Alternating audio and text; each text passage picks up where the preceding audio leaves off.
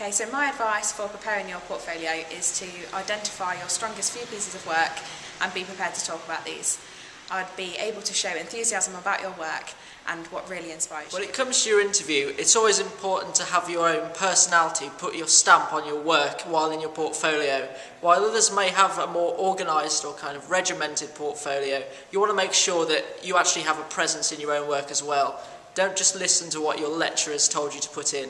You should feel free to put in works which you feel may define you as an artist. My advice would be is to just not be afraid to show where things have gone wrong in your work. So show your interviewer where you've had to change your idea, where you've had to experiment, where you've had to progress to get from where your idea started to what you actually came out with in the end. Risk-taking is ambitious, and that's never a bad thing. You need to be able to show that you're excited about your subject.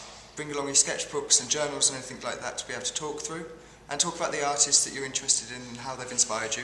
Have you gone to any museums or galleries? Just be able to talk about them. An important thing to remember is that the time that you have with your interviewer is quite limited. So ensure that your portfolio is well presented and organised, with your work exhibited in a clear and concise way. It's a good idea before your interview to rehearse, maybe with a friend or family member, just so that you know your order of your portfolio and what you're going to say if you're picked up on a particular piece of work.